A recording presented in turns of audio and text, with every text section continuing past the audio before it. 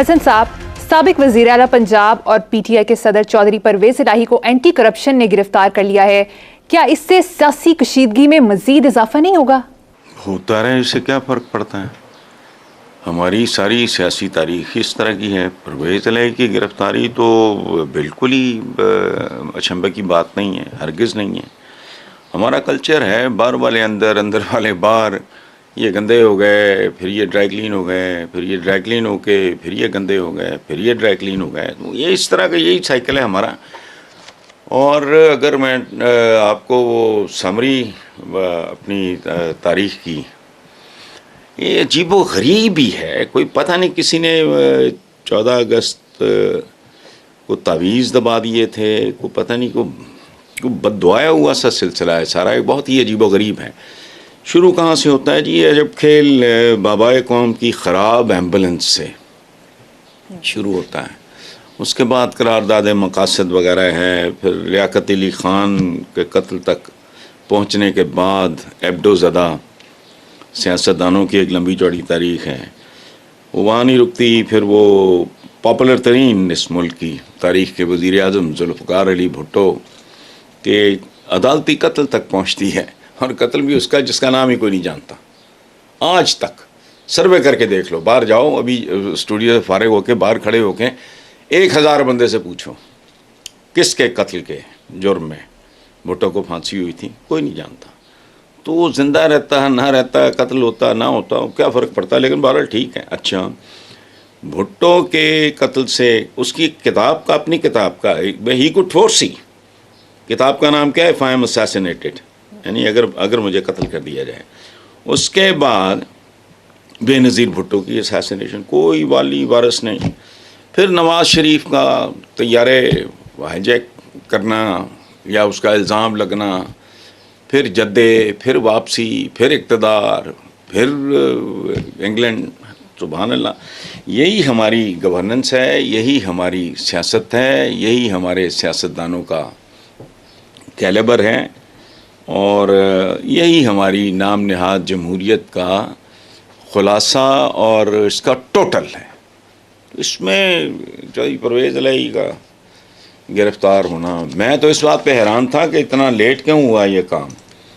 تو یہ نیک کام بہت پہلے ہو جانا چاہیے تھا، ہو گیا. اب لیکن حسن صاحب، آپ سمجھتے ہیں نہیں ہے، حیرت بھی نہیں کہ ہے پرویز الہی صاحب ڈٹ جائیں گے اس دفعہ؟ یار میں ان کا کلاس فیلو نہیں رہا، ہماری کوئی ذات برادری. یہ اس طرح کی ججمنٹ دینے کے لیے کسی سینئر تجزیہ نگار یا کسی چھٹے ہوئے نجومی سے آپ رابطہ کرو. How can I predict? اور دیکھ لیتے ہیں یہ جلدی بھی کیا ہے، ڈٹے رہیں گے یا ہٹے رہیں گے، یہ کیا ہے؟ ہاؤ ڈو آئی نو؟ جو باقی ساری صورتحال ہے اس کو سامنے رکھ کے اگر آپ پریڈکٹ کرنا چاہو تو ایک آبویس ہی بات ہے، اور میں آبویس باتیں کرنے سے گریز کرتا ہوں. جی، آئی ایم ایف مشن سربراہ کا کہنا ہے کہ پاکستان کی سیاسی صورتحال پر نظر ہے، امید ہے آئین و قانون کے مطابق آگے بڑھنے کا پرامن راستہ تلاش کیا جائے گا. اس کے جواب میں وزیر مملکت برائے خزانہ عائشہ غوث پاشا نے کہا ہے کہ آئی ایم ایف اندرونی معاملات میں مداخلت نہ کرے، مشن چیف کا یہ مینڈیٹ نہیں ہے. دیکھو یہ غلط بات ہے، یہ اصولی طور پہ غلط بات ہے.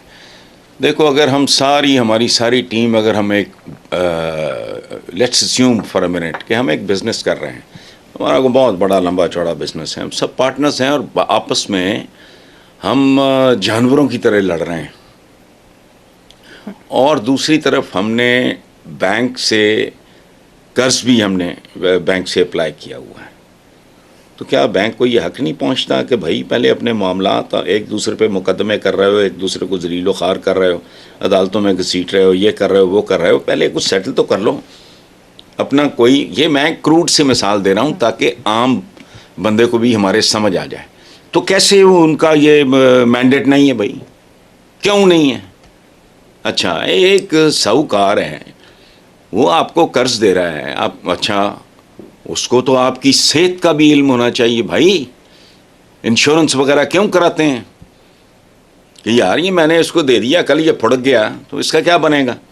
اچھا، یہ بالکل ایسی ہے کہ آپ ایک گائنیکالوجسٹ کے پاس کوئی خاتون جائے یا اس کا شوہر اس کو گائنیکالوجسٹ کے پاس لے کے جائے، اور اگر وہ اس کو ٹٹولے اور یا اس کے ٹیسٹ وغیرہ کروانا چاہے تو وہ کہے کہ آپ ہمارے اندرونی معاملات میں مداخلت نہ کریں.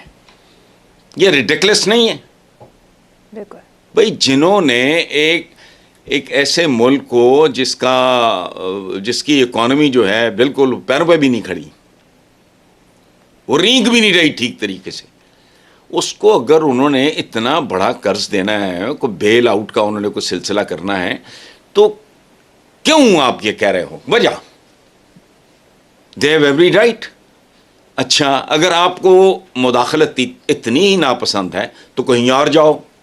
اگر کوئی جگہ ہے تمہارے پاس جانے کے لیے تو کہیں اور جا کے جھک مار لو.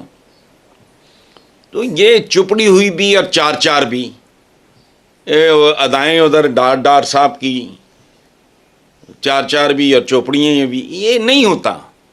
مداخلت کیسے مداخلت بھائی؟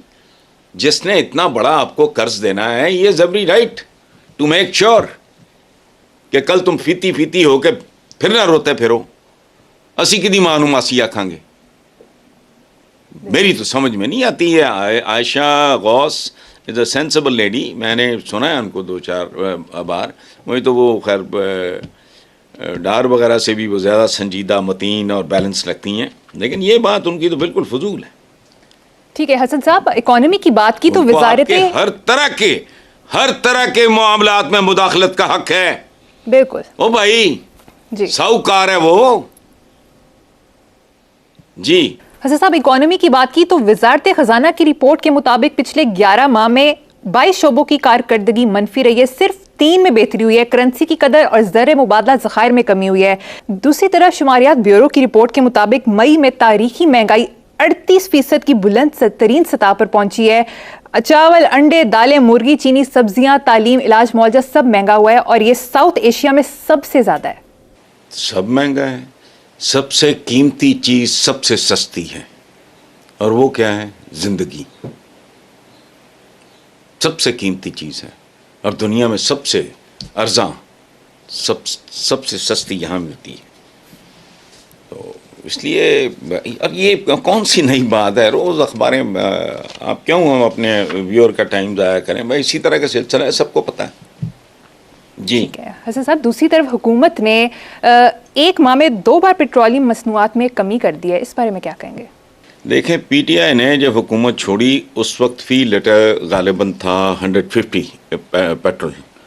آج اگر 20 روپے کم کر کے گزشتہ دور سے تقریباً 112 روپے, پھر بھی مہنگا کر کے, یہ اگر کوئی